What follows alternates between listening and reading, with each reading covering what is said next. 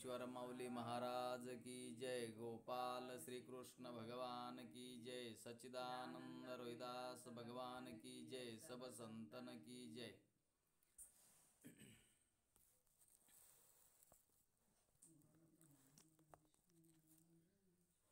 गुरुर्ब्रह्मा गुरुर्विष्णू गुरुर्देव महेश्वरा।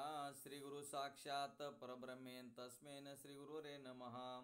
आत्मरूप गणेशू केलिया स्मरण, होय सकळ विद्यांचे अधिकरण। तेची वंदो चरण श्री सद्गुरूचे ते नमस्कारून आता तर आपले आता प्रक्रिया 9वी चाललेली आहे। तर 9व्या प्रक्रियामध्ये गुरु म्हणतात, बाळा ज्याप्रमाणे स्थूल देह अन्नमय कोशरूप आहे, त्याचप्रमाणे या देहातही सूक्ष्म असे प्राणमय मनोमय विज्ञानमय असे आणखी 3 कोश आहेत। परंतु तरी या सर्व कोशाहूनही आत्मा वेगळाच आहे। हे सर्व कोश अलीकडील व स्थूल देहाशी संबंधित आहेत। आत्मा या सर्वांच्या पलीकडे स्वयंप्रकाश नित्य आनंदरूप आहे। आता आपल्या ध्यानात आलं पाहिजे की आत्मस्वरूपाची लक्षणं काय आहेत आणि देहाची लक्षणं काय आहेत। मग आता हे देहाची लक्षणं कळण्यासाठी तर एवढा आपला खटाटोप चाललाय पंचीकरणाचा। कारण आपण देहालाच मी म्हणू लागलो, आणि देहातले जे काही सूक्ष्म देह आहे स्थूल देहाला, आता आपण पहिलं स्थूल देहालाच मी म्हणतो। स्थूल देह झाल्याच्या नंतर आपण स्थूल देहालाच मी म्हणतो, स्थूलाच्या नंतर सूक्ष्म देहालाच मी म्हणतो आपण।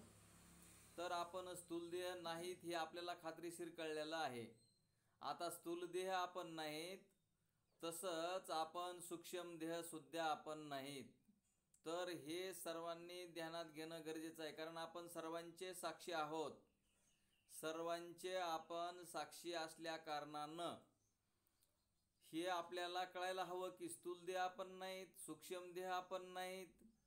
मग याचा आपण द्रष्टा आणि साक्षी कसा आहोत, तर हे आपल्याला कळणं अत्यंत गरजेचं आहे। महाराज आपण 3 नवीन कोश सांगितलेत म्हणले, त्यांची रूपे व तत्वे सांगावेत। गुरु म्हणतात 5 प्राण 5 कर्मेंद्रिय मिळून 10 तत्वांचा प्राणमय कोश झाला। काही जण 5 मुख्य प्राण आणि 5 उपप्राण मिळून 10चा प्राणमय कोश म्हणतात। आता इथं प्रश्न करणे आणि उत्तर देणे आपल्याला कळत नाही, म्हणूनच इथं प्रश्न केलेले आहेत आणि त्याच प्रश्नाचं उत्तर दिलेलं आहे। तेच आपण समजून घ्यायचं। आणि हे सगळी खटाटोप चालली की आपण आत्मा या स्थूल देहापेक्षा सूक्ष्म देहापेक्षा वेगळं कशा आहोत ते। या स्थूलापेक्षा सूक्ष्मापेक्षा आपण वेगळे आहोत। तर हे शिष्य म्हणतोय 5 प्राण आपण सांगितलेत, आता हे 5 उपप्राण कोणते व ते कोणते कार्य करतात। मग आपले प्रश्न असतात, म्हणून त्या प्रश्न आपल्याला पडतात नंतर कधी कधी।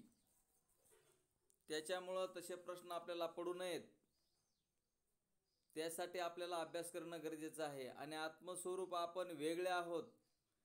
आपल्याला काय झालंय, अनंत कालापासून अनंत जन्मापासून देहच मी आहे अशी आपली भावना झालेली आहे। आणि ही आपली भावना काढून टाकणं गरजेची आहे। ही भावना जोपर्यंत निघत नाही तोपर्यंत दुःख कमी होत नाही। आपल्याला असं वाटतं की देहच मी आहे म्हणून, तर देह आपण नसून देह पंचमहाभूताचा आहे। देह आपल्याला कळतो आहे, देह दृश्य आहे। आणि त्याच्यामुळं पुढं मग ते शिष्य म्हणत होता की मी सूक्ष्म देह तरी असेन, म्हणून तो आता सांगताच मग शिष्यानं प्रश्न केलाय 5 प्राण आपण सांगितलेत, आता हे 5 उपप्राण कोणते ते सांगा। आता हे 5 उपप्राण तुम्हाला 5 पहिले माहिती आहेत, प्राण अपान व्यान उदान आणि समान। आणि ह्या 5च्या नंतर आणखी 5 उपप्राण आहेत आपल्या शरीरामध्ये कार्यरत। शरीरामध्ये आपल्या जर वायूनं नाही कार्य केलं तर आपल्या शरीराची कसल्याही प्रकारची हालचाल होणार नाही। म्हणून त्यासाठी त्यांनी 5 प्राण सांगून हे 5 उपप्राण कोणते ते सांगायले। म्हणून म्हणले 1 नाग कुर्म क्रकल देवदत्त धनंजय हे 5 उपप्राण आहेत। नागापासून डेकर, कुर्मापासून पापणे। आता हे बघा काय, नाग नावाचा वायू आहे आणि त्याच्यामुळं आपल्याला ढेकर येतो। कुर्मापासून पापण्यांची उघडझाप होते. कुर्म नावाचा वायू आहे, त्याच्यापासून पापण्यांची उघडझाप होते. कर्कल नावाचा एक वायू आहे, त्याच्यापासून शिंक येते आपल्याला, शिंक. आणि देवदत्तापासून जांभळी येते, देवदत्त नावाचा वायू आहे. तुम्ही म्हणता हे नाग, कुर्म, कर्कल, देवदत्त, धनंजय हे 5 जण तुम्ही कुठून आणले? तर हे नावं वायूची आहेत, ध्यानात घ्या. आणि हे आपल्यामध्ये असतात, आपल्या शरीरामध्ये हे कार्यरत असतात. म्हणून हे देवदत्तापासून जांभई, धनंजयापासून शरीर पुष्ट होते. धनंजय नावाचा वायू आहे, तो शरीराला पुष्ट ठेवत असतो आणि मृत्यूच्या नंतर शरीर फुगवून त्याला नष्ट करायचं काम तो करतो. धनंजय नावाचा वायू जिवंत आशेपर्यंत आपल्याला पुष्ट ठेवण्याचं काम करतो. आणि ज्या मनुष्याचं शरीर प्रेतरूप पडलं त्यावेळेस मग शरीर फुगवायला सुरू करून तो नष्ट करून टाकायचं काम बी तो धनंजय वायूच करतो.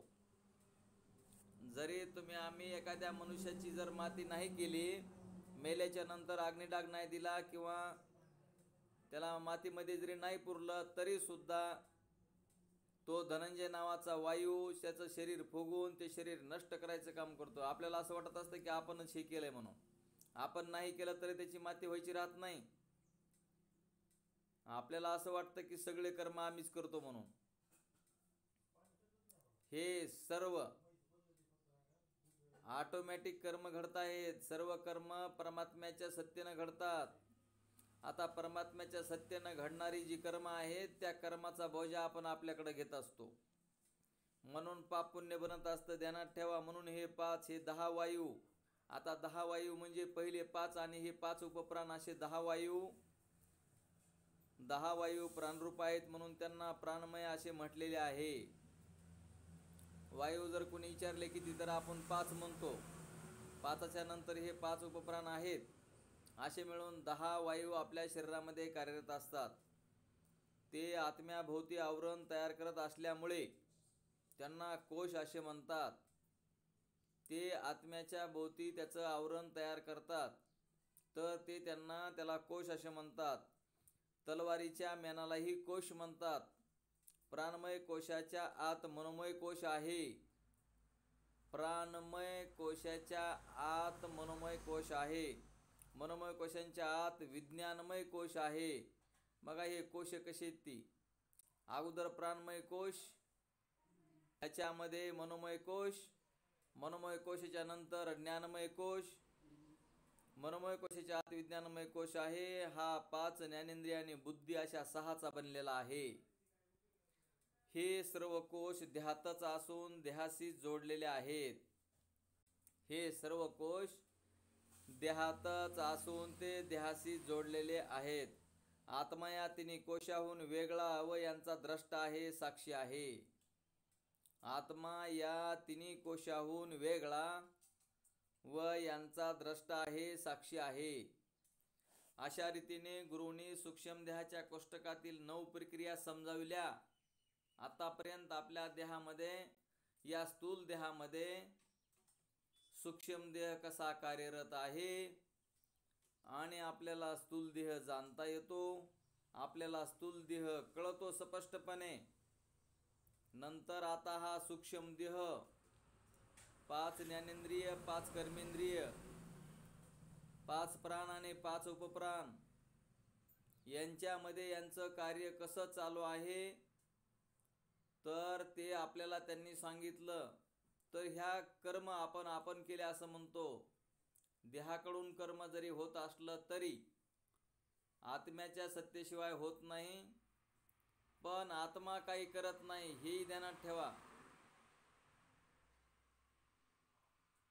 देशाचे पंतप्रधान नरेंद्र मोदी, राष्ट्रपती,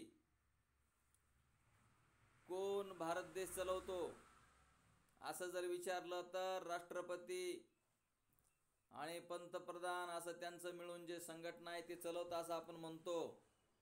पण ते काहीही करत नाहीत, त्यांची सत्तेवर चालतंय, त्यांच्या सत्तेवर. इकडं येऊन ते काय कोणाचे कामं करत नाहीत. पण त्यांच्या सत्तेवर हे भारत देश चालत आहे.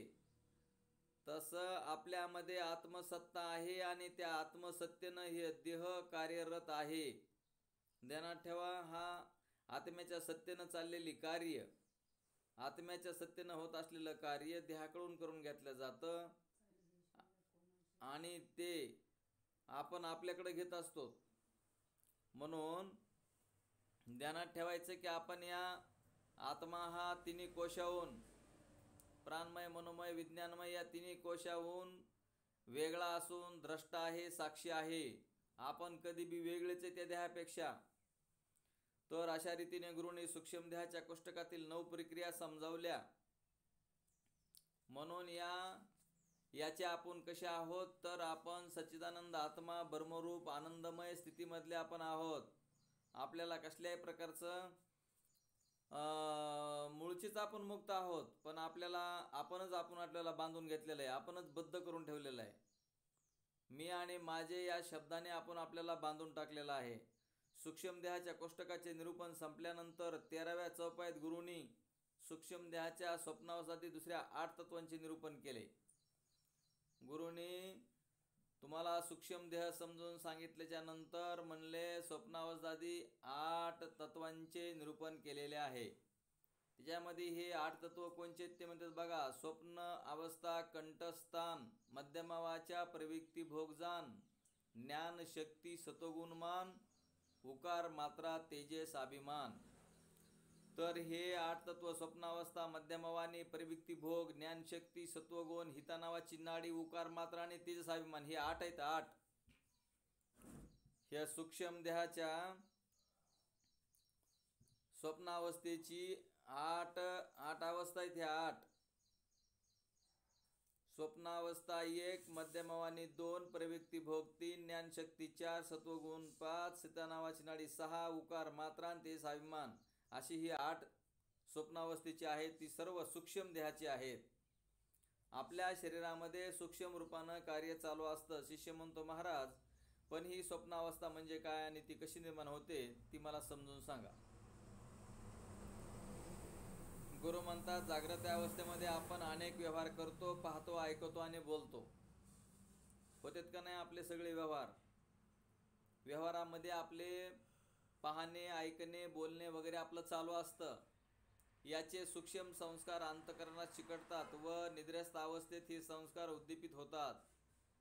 देह झोपलेला आहे तरी आपण ते व्यवहार करत असतो, पण ते कार्य भासमान आहे, प्रत्यक्ष कार्य घडत नाही. आता स्वप्नामध्ये काय असतंय, प्रत्यक्ष कार्य घडत नसतं, ते भासमान असतं. पण स्वप्नामध्ये आपल्याला सर्व काय दिसतं, पाहत असलेला पदार्थ हा तिथे नसतो.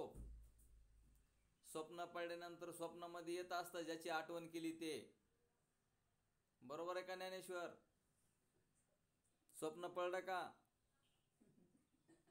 स्वप्न पडल्यावर जे आपण ज्या वस्तू पाहिल्या, ऐकल्या, बोललेला आहोत ते आपल्या स्वप्नामध्ये येत असतं. तरी अंतःकरणाची अवस्था जागृत अवस्थेतील अवस्थेसारखीच असते, तिला स्वप्नावस्था म्हणतात. गाडी, घोडा, घर, ऑफिस, नदी, पर्वत, नातलग, व्यवहार, त्यात होणारे हानीलाभ व त्यामुळे होणारे सुखदुःख, मान अपमान, सर्व काही दिवसा पाहिलेल्या दृश्यासारखे दृश्य व चित्रपट डोळ्यासमोर सरकत असतो. तर आपल्याला जे आपण जागृतीमध्ये जे पाहिलेलं आहे तेच आपल्याला स्वप्नात तशाच प्रकारचं आपल्या स्वप्नामध्ये येत असतं. डोळे तर मिटलेलेच असतात, काही वेळा व्यक्ती बोलतातही. आता बघा, हा मनुष्य झोपी गेलेला असतो, डोळे लावून घेतलेले असतात, शरीर जागेवर पडलेलं असतं, तरी स्वप्न पडतं, स्वप्नामध्ये सगळंच दिसतं. तर ते कुणी निर्माण केलं ते? आवाजच तुटतोय. पण माझा आवाज तुटतोय का? क्लिअरच आहे ना. आवाज येत नाही काय सगळ्यांना? बघा आवाज येतो का बघा.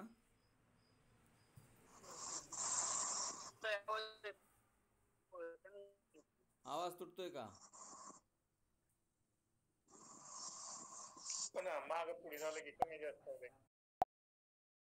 आता येतो का? येतो का आवाज सगळ्यांना? आता येतच नाही. आता इथं माईकच बंद आहे. हा, आता आता येतो सगळं. आता सगळ्यांना आवाज येतोय? हां, येतोय तर सगळ्यांना बघा येतोय का नाही सगळ्यांना सांगा? हां, हां, हां. बोला पुंडलिका वरदे हरी विठ्ठल श्री ज्ञानदेव तुकाराम श्री ज्ञानेश्वर माऊली महाराज की गोपाल श्री कृष्ण भगवान की जय सच्चिदानंद रोहिदास भगवान की जय सब संतन की जय. तर आपलं काय चाललं होतं की स्वप्नामध्ये जे स्वप्न पडत असतं आपल्याला तेच स्वप्न जागृतीमधले जे संस्कार येतात तेच स्वप्नामध्ये उद्भूत होत असतात. जागृती म्हणजे आता आपण जागे आहोत असे. जागृतीतले संस्कार स्वप्नामध्ये आपल्याला प्रगट होतात, पण स्वप्न पाहण्यासाठी हा देह झोपलेला असतो. हा देह पाहत नाही स्वप्न. स्वप्नामध्ये दुसराच देह तयार झालेला होता. काल्पनिक देह, काल्पनिक. पण काल्पनिक जरी असला तरी खरं वाटतं की नाही स्वप्नामध्ये? आताच्या सारखंच वाटतं स्वप्नामध्ये सुद्धा. आणि स्वप्नामध्ये जर वाघ पाठीमागे लागला, तर हा सुद्धा पुढं पळालेला असतो, आहे की नाही? हां, एखाद्याने आपल्याला भांडणं केली, तलवार घेऊन मारायला आला, तरी ते सुद्धा दिसतं स्वप्नामध्ये तसंच. वाघ मागं लागला तरी स्वप्नात दिसतं. धनाचा हांडा सापडला तरी स्वप्नात दिसतं. आणि खरं काहीच नसतं. तरी सुद्धा आपल्याला दिसल्याशिवाय राहत नाही. मग हे त्याला स्वप्न म्हणतात आणि ते स्वप्न जसं आहे तशीच ही बी जागृती आहे. जागृती फक्त एवढंच आहे की लाँग टाईम आहे आपल्याला ही जागृती म्हणून आपल्याला हे खरं वाटतंय. काहीच खरं नाही बाबा हो हे. एके दिवशी आपल्याला सगळं सोडून जावंच लागतं या शरीराला. सब छोड़ के जाना पडेगा. पण आपल्याला असं वाटतं की आपण काय हजारो वर्षे, कोटी वर्षे इथे राहणार आहेत असं वाटतं आपल्याला. आणि आपल्याला मृत्यूची भीती वाटत नाही. आपल्या पाठीमागं काळ लागलेला आहे. बेडकाला बेडूक माहिती ना बेडूक सगळ्यांना. त्या बेडकाला सापानं धरलेलं असतं. सापानं त्याला अर्ध गिळलेलं असतं बेडकाला अर्ध. तरी बेडूक माशा पकडण्यासाठी जीभ बाहेर काढतो. अर्धा गिळलाय सापानं बेडूक अर्धा. तरी बेडूक तिथं माशा त्याचं अन्न पकडण्यासाठी तो जीभ बाहेर काढतो. आता तुम्ही सांगा त्याला काय त्या सापानं अर्ध पकडलेलं आहे आणि तो पाठीमागं पुन्हा जीभ बाहेर काढून ते त्याचं अन्न पकडण्याचा, माशा पकडण्याचा प्रयत्न करतोय. त्या बेडकाला दुसऱ्या क्षणी ते सर्प त्याला गिळून टाकतोय. आणि त्याचप्रमाणे आपल्याला काळानं अर्ध पकडलेलं आहे. तुम्ही म्हणता ना आपल्याला काळानं पकडले तर आम्हाला दिसत नाही.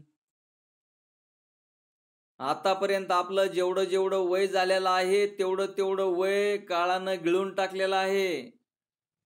आणि आता अर्धच पुढं काय जे ज्याचं 100 मधले काय किती गेले आणि बाकी किती राहिले. आणि 100 मधून बी कोणाचं कधी ते माहित नाही आपल्याला. म्हणून आपल्याला काळानं पकडलेला आहे. तोपर्यंतच आपण आहोत तोपर्यंतच आपण आत्मस्वरूपाचा बोध करून घेऊन मुक्त आहोत आपण असं कळून घेतलं पाहिजे. मग काळानं या देहाला गिळो का या देहाची काय जशी अवस्था व्हायची असेल तशी हो. आपल्याला त्याच्याशी पुन्हा देणं घेणं राहत नाही. कारण भगवान परमात्माचं ज्ञान झालं. मी परमात्मा स्वरूप आहे, मी आत्मस्वरूप आहे. या देहाचा आणि माझा संबंध म्हणजे आपलं हे साधन आहे. देहाच्या अंगावर घातलेली कपडे किती दिवस राहतात ते आपण जैसे जीर्ण वस्त्र सांडीजे मग नूतन वेळीजे तैसे देहांतरा ते शिवकराचे चैतन्य नाते. ज्ञानेश्वर माऊली सुद्धा म्हणतात जीर्ण वस्त्र सांडीजे मग नूतन वेळीजे तैसे देहांतरा ते शिवकरीजे चैतन्य नाते. तसा आपल्याला हा देह टाकून द्यावा लागतो, दुसरा देह धारण करावा लागतो आत्मस्वरूपाचं ज्ञान नाही झाल्यावर. म्हणून आत्मस्वरूपाचं ज्ञान जोपर्यंत होत नाही तोपर्यंत आपल्याला हे पुन्हा पुन्हा जन्मायचं आणि मरायचं आपल्या पाठीमागालचं ते संपत नाही. म्हणून माऊली ज्ञानोबराय म्हणतात मग काय करा, तर जाणतेने गुरु भजा. आता जाणतेने गुरु भजा म्हणजे गुरुला भजायची काही जरुरी पडत नाही. गुरुला भजा म्हणजे दिलेलं नामचिंतन करा, हे गुरुला भजन आहे. दिलेल्या नामचिंतनाचा सतत रोज परिपाठ ठेवून जी सतसंगती घडते आहे त्याचं श्रवण मनन निध्यासन तत्व पदार्थ शोधन हे घडलं पाहिजे. नामचिंतन घडणे आणि श्रवण मनन निध्यासन करणे ही गुरुची सेवा आहे. गुरुचे पाय धुवायचे आणि गुरुच्या पायावर फुलं मांडायचे नाही. ती प्रक्रिया कधी असते? गुरुचा देह पडल्यावर. गुरु आहे तोपर्यंत गुरुनं सांगितलेलं नामचिंतन, गुरुनं सांगितलेलं श्रवण मनन निध्यासन, गुरुनं सांगितलेलं नामचिंतन करून श्रवण मनन निध्यासन केलं तर आपल्याला आपण आत्मस्वरूप आहोत असं ज्ञान होईल. आणि त्या ज्ञानानं तुमचं जन्ममरण संपेल. जन्ममरणातून मुक्तता होते माय बापा हो. आणि कायमच दुःख कष्टाचा परिहार होऊन जातो. म्हणून आपण आत्मस्वरूपाच्या ज्ञानासाठी यांनी आपल्याला हे सगळं सांगायलेत. ते फक्त एवढ्यासाठी सांगायलेत की आपण या स्थूल देहाचे साक्षीद्रष्टा, सूक्ष्म देहाचे साक्षीद्रष्टा, या अवस्थेचे आपण साक्षीद्रष्टा, स्वप्न जागृती सुसुप्ती याचे आपण साक्षीद्रष्टा. एवढं कळण्यासाठी एवढी खटपट आहे. तर हे पक्क ध्यानात ठेवायचं. म्हणून ते म्हणले की ही स्वप्नावस्थेचं वर्णन त्यांनी सांगितलं. मग हे स्वप्नावस्थेचे स्थान कंठस्थान आहे. कंठात हिता म्हणून एक नाडी आहे आणि तिच्यामध्ये ही अवस्था होते. आपल्या कंठामध्ये हिता नावाची नाडी आहे. ती आपला एक केस आणि त्या केसाचा 1000वा भाग एवढी बारीक आहे म्हणले. आपला एक केस आणि त्या केसाचा 1000वा भाग इतका बारीक. आणि त्याच्यामध्ये हिता नावाच्या नाडीमध्ये हे सगळं स्वप्न पडतंय. आणि त्या स्वप्नामध्ये तुम्हाला एवढं डोंगर दर्या हे सगळं दिसतंय त्या स्वप्नामध्ये. आता एवढं सूक्ष्म स्थान आहे त्याच्यामध्ये हे स्वप्न कसं दिसायला लागलं, तर आपणच निर्माण केलेलं स्वप्न हे. म्हणून आपल्याला ते स्वप्नामध्ये सर्व काय दिसतंय तसंच असणार. आपण हे सुद्धा जग कल्पनेनेच निर्माण केलेलं आहे म्हणतात साधू संत. आपल्याला याच्या आपण सगळ्यांचे साक्षी आहोत, द्रष्टा आहोत हे कळून घ्या. येथील वाणी, आता हे कंठ नावाची हिता नाडीमध्ये मध्यमा नावाची वाणी आहे. बोलणे होतं पण शब्द बाहेर फुटत नाही. झोपेतील बोलणे ही वैखरी वाणी असली तरी तो अपवाद समजावा. येथील भोग प्रवृत्ती असतो म्हणजे ही भासमय असतो. आपण भोग भोगत आहोत असे वाटते पण देह अंतुरणात शांत पहुडलेला असतो. हा भोग केवळ वासनामय असतो. जसे भांड्यात ठेवलेला कापूर, केशर, कस्तुरी त्या डब्यातून काढून डबा रिकामा केला तरी डब्याला त्याचा वास येतच असतो. त्या वासावरून आत पूर्वी ठेवलेली वस्तू ही ओळखता येते. तसे हे भोग भासमय असतात. स्थूल भोग निवृत्त झाले तरी त्याचे संस्कार जे अंतःकरणात चिकटलेले असतात तेच दृश्य म्हणून दिसत असतात. स्वप्नामध्ये खाल्लेल्या अन्नाने देह पुष्ट होत नाही व स्वप्नात हत्याराचा घाव लागून रक्त येत नाही. म्हणून हा सुखादुखाचा भोग सूक्ष्म भोग आहे असं म्हटलेलं आहे. स्वप्नातील दृश्य खरं नसलं तरी पाहत असलेल्या पदार्थाचे ज्ञान होतेच. म्हणून स्वप्नातही ज्ञानशक्ती असतेच. स्वप्नात सुद्धा काय असते? ज्ञानशक्ती असते. आपल्याला त्या पदार्थाचं ज्ञान होत असतं म्हणून त्याला ज्ञानशक्ती असते असं म्हटलेलं आहे. काही शास्त्रज्ञांना स्वप्नातच काही शोध लागल्याच्या हकीकती आहेत. अणुरचना शोधताना एका शास्त्रज्ञाला एकामेकाची शेपटी तोंडात धरून गोलाकार फिरणारे 3 साप दिसले. अशा रीतीने व्हॉन स्टॅडोनितज केकुले या शास्त्रज्ञाला बेंझिनच्या संरचनेचा शोध लागला.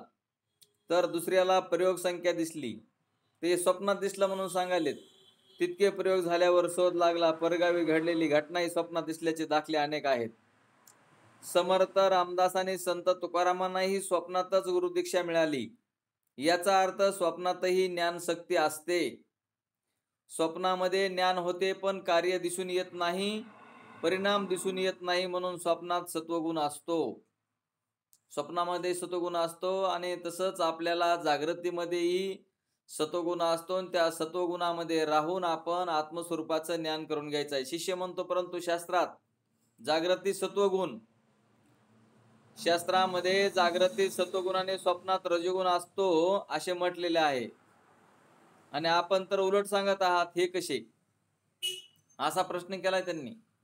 परंतु या प्रश्नाचं उत्तर एवढंच आहे, स्वप्नामध्ये जरी तुम्हाला पदार्थ म्हणजे क्रिया घडत नसली तरी स्वप्नामध्ये सूक्ष्म वासनामय भोग असतात, परंतु ते आपल्याला दृश्य आहेत, म्हणजे तिथं ज्ञान होतं आपल्याला त्याचं, म्हणून तिथं ज्ञानमय अशी अवस्था असं सांगितलेलं आहे. आणि जागृतीमध्ये सत्वगुणामध्ये येऊन सत्वात संजयते ज्ञानम, या सत्वगुणात राहून आपल्याला ज्ञान करून घेता येतं. म्हणून जागृतीमध्ये ज्ञान, जागृतीमध्ये आपल्या वृत्तीला आपण आत्मस्वरूप आहोत असं ज्ञान समजून घेऊन, श्रवण मनन निध्यासन करून समजून घेऊन आपण मुक्त आहोत असं आपल्याला कळून घेता येतं. म्हणून जागृतीमध्ये असा फायदा आहे, जागृतीमध्ये ज्ञान झाल्याशिवाय आपल्याला मुक्तता होत नाही. म्हणून जागृतीमध्ये सत्वगुणानं ज्ञान होत असतं, एवढंच त्यांना सांगायचं आहे. म्हणून ते म्हणले स्वप्नात प्रणवाची दुसरी मात्रा औम उकार नावाची असते. स्वप्नावस्थेत सुखदुःखे भोगणारा तेजस नावाचा अभिमान असतो. वर सांगितलेल्या 8ही तत्वांचा, ही जी आपल्याला वरी सांगितलेली 8 तत्वे आहेत, आताच पाठीमागे गेले 8 तत्व, तर त्या 8 तत्व म्हणजे स्वप्नावस्था, मध्यमवाणी, प्रवृत्ती भोग, ज्ञानशक्ती, सत्वगुण, हिता नावाची नाडी, उकार मात्रा आणि तेजस अभिमान, हे 8 अवस्था. आणि ह्या 8 अवस्थांचा आपण द्रष्टा आहोत, ह्या आपल्याला सगळ्या कळत्यात. म्हणून त्या आपल्या नाहीत अवस्था, ह्या देहाच्या, सूक्ष्म देहाच्या अवस्था आहेत. आणि म्हणून आपण याचे साक्षी आहोत. साक्षी वेगळा असतो. दोघांचे भांडणं झाल्यावर पाहणारा तिसरा, त्याला साक्षी असं म्हणतात. त्या पाहणाऱ्या मनुष्याचं दोघांच्या भांडणाशी काही संबंध नसतो.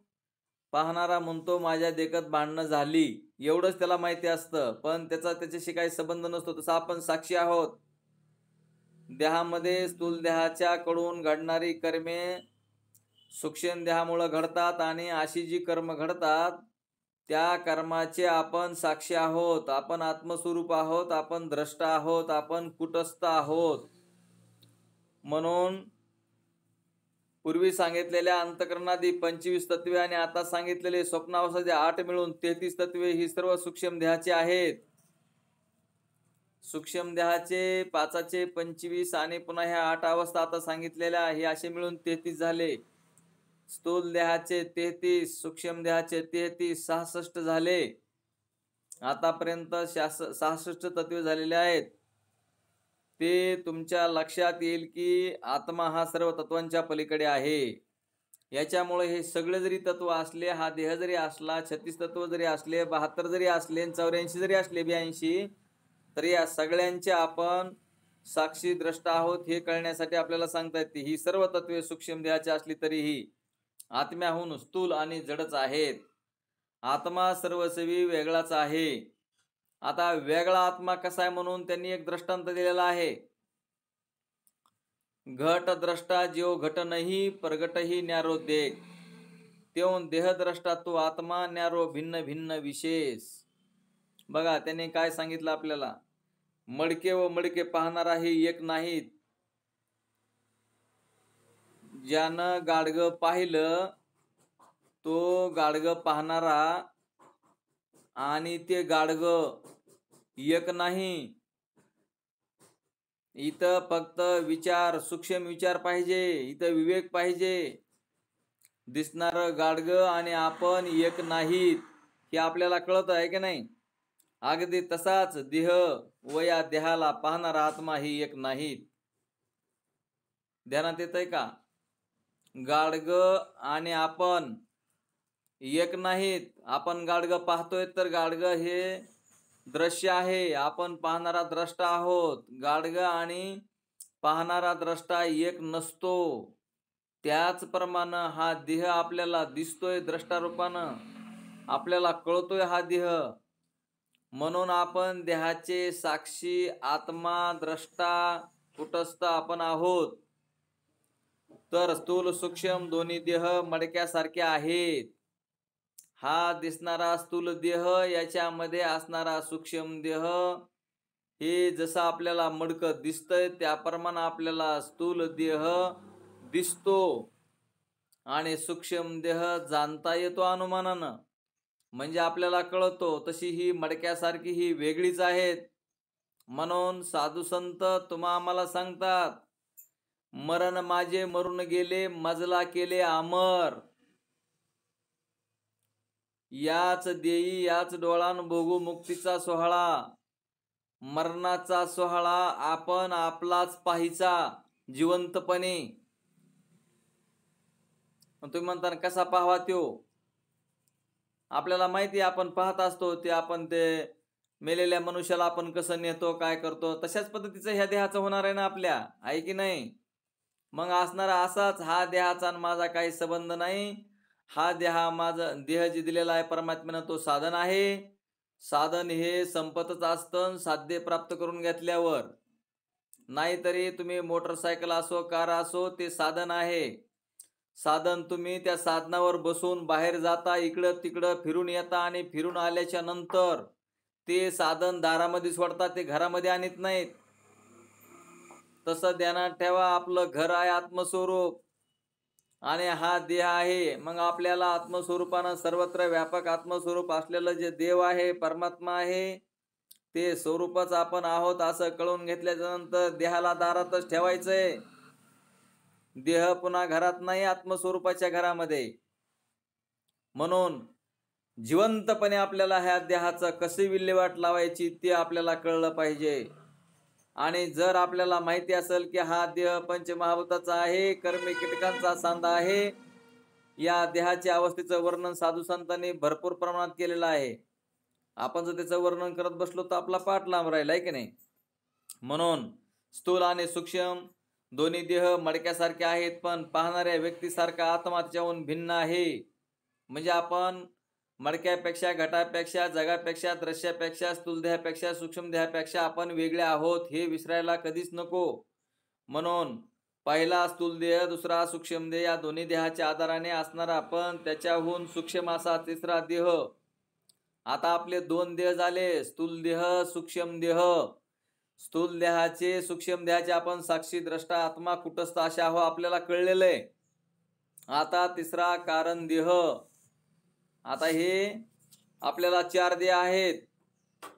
आपल्याला किती देह आहेत? 4 देह आहेत. त्यातला पहिल्या स्थूल देहाचं वर्णन झालं. स्थूल देहापेक्षा आपण कसे वेगळे ते आपल्याला कळालं. सूक्ष्म देह आपल्याला जाणता येतो अनुमानाने का होईना, आणि म्हणून त्या सूक्ष्म देहापेक्षाही आपण वेगळे आहोत, द्रष्टा आहोत, साक्षी आहोत, आपल्याला कळालं. आता तिसरा देह आहे कारण देह. आणि कारण देह कशाला? बघा आता शिष्य काय म्हणतोय, अज्ञानापासून स्थूल सूक्ष्म असे 2 देह तत्स्वरूप कार्य झालेले आहे, त्यामुळे अज्ञानाला कारण देह म्हणतात. पहिल्या 2 देहाचा जसा तू द्रष्टा आहे तसा तिसऱ्या देहाचाही द्रष्टा साक्षी आहेस. हा कारण देह म्हणजे तू आत्मा नाहीस. आणि म्हणून शिष्य म्हणतो, महाराज स्थूल देह व त्यांची तत्वे स्पष्ट दिसतात. आता शिष्याने काय प्रश्न केलाय, ते वरी शिष्य झालाय त्याने, ते गुरु म्हणतात ते, इथं गुरु इथे. शिष्यानं प्रश्न केलेला आहे की महाराज स्थूल देह व त्यांची तत्वे स्पष्ट दिसतात. आता समजून सांगितल्यामुळे तो म्हणू लागलाय की बाबा स्थूल देह मला दिसतो, सूक्ष्म देह अनुमानानं का होईना कळतो. तर या स्थूल देह व त्यांची तत्वे स्पष्ट दिसतात. सूक्ष्म देहाची तत्वे दिसत नसली तरी अनुमानाने स्पष्टपणे जाणवतात. त्यामुळे ती म्हणजे आत्मा नाही, पण जो तिसरा कारण देह आहे हा दिसत नाही, जाणवतही नाही. तर मी तिचा द्रष्टा आणि साक्षी कसा असन असं मला, त्याला कसं ओळखावा? की आता 2 देह कळायले म्हणतो मला, स्थूल देह कळाला म्हणतो, सूक्ष्म देह कळाला म्हणतो. स्थूल देह कळाला म्हणतो, सूक्ष्म देह कळाला म्हणतो. याच्यापेक्षा मी वेगळा आहे असं मला खात्रीशीर कळलंय असं शिष्य म्हणतो. परंतु आता जो हा अज्ञान तुम्ही देह काढलेला आहे, तो अज्ञान देह तर आम्हाला कसा जाणवतही नाही आणि मला कळतही नाही म्हणतो ते. तर तो कशा प्रकारे मला कळल ते मला स्पष्टपणे समजून सांगा. गुरु म्हणतात, बाबा तुम्हाला 3 प्रकाराने तू द्रष्टा आहेस. कारण देहाचा 3 प्रकाराने, म्हणजे 3 उदाहरणं दिलेली आहेत. 3 त्याच्यापैकी पहिलं उदाहरण आहे, प्रत्येक जण काय म्हणतो की मी स्वतःला ओळखत नाही. काय म्हणतो? मी कोण आहे ते मी स्वतःला ओळखत नाही.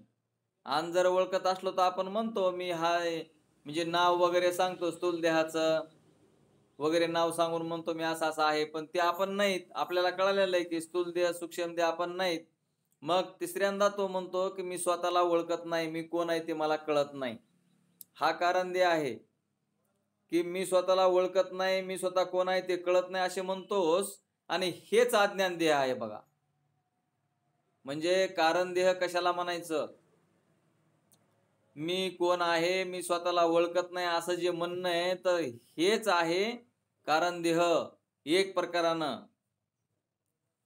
म्हणजे एक प्रकार झाला. आपल्याला 3 प्रकारानं सांगायला ते. तर ते म्हणतात की बाबा असे म्हणतोस की हेच अज्ञान, त्यातला मी हा तुझा आत्मा तो वेगळाच आहे.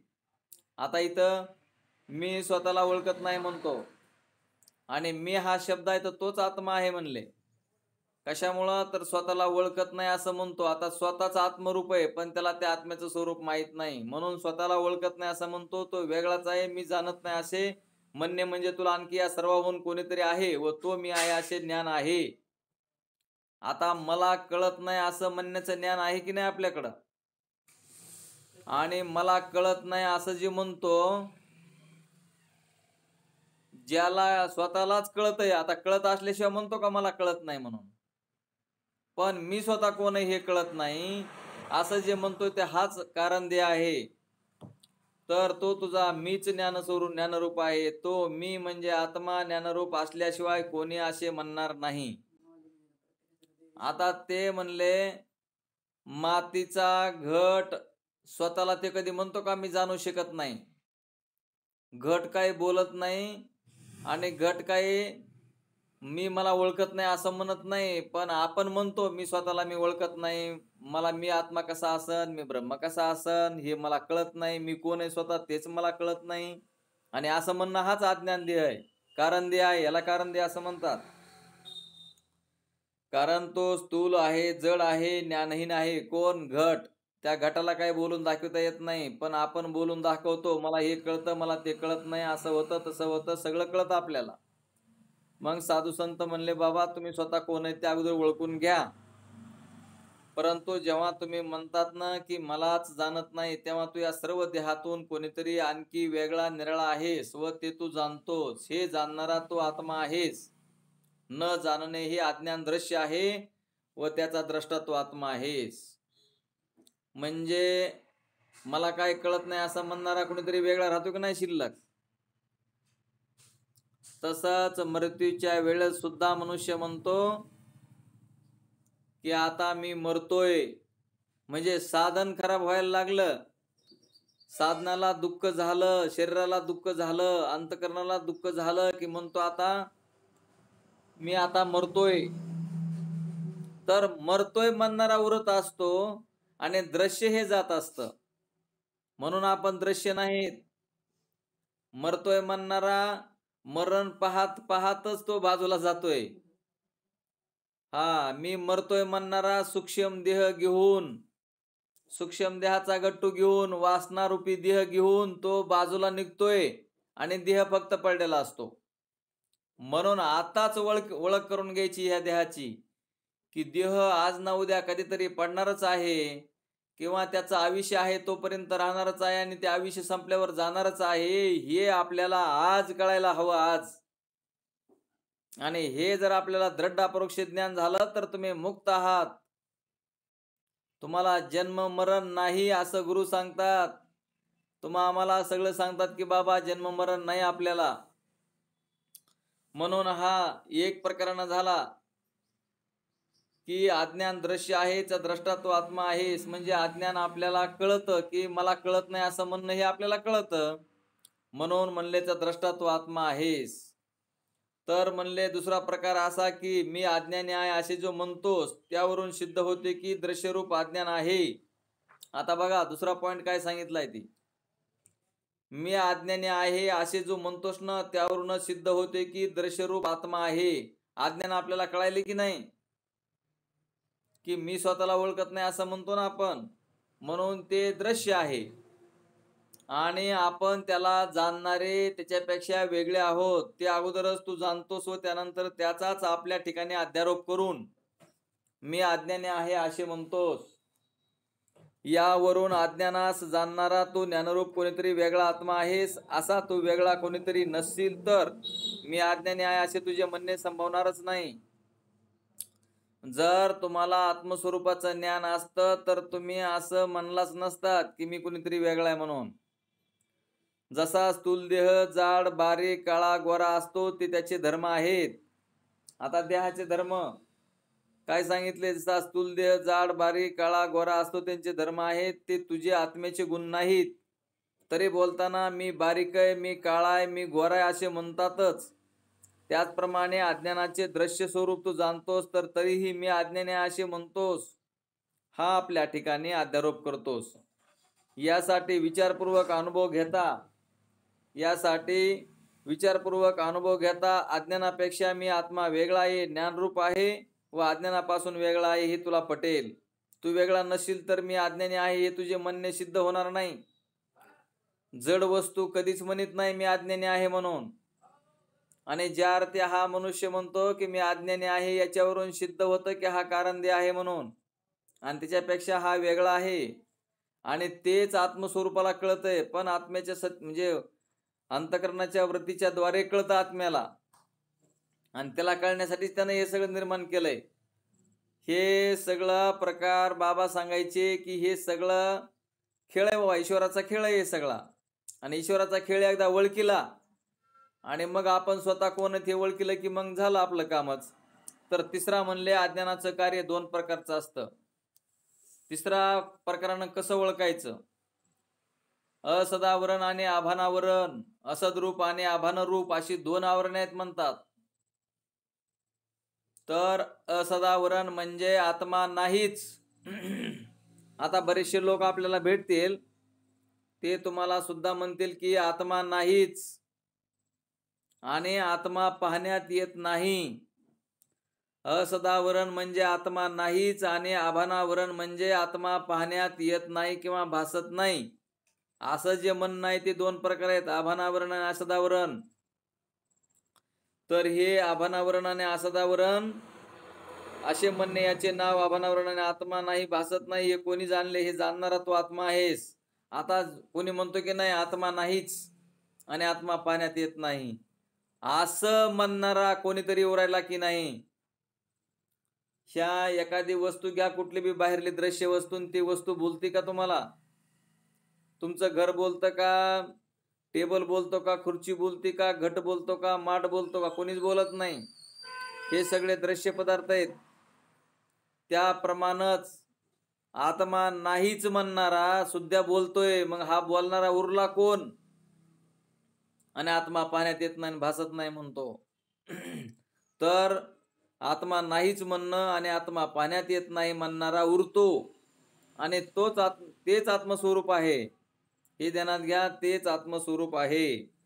तर मी आत्मा नाही, मी मनुष्य करता भोगता आहे, पण मला ते प्रश्नोत्तराने सिद्ध करता येत नाही इत्यादी जे तू म्हणतोस ते सर्व अज्ञानाचे कार्य आहे व ते तू जाणतोस.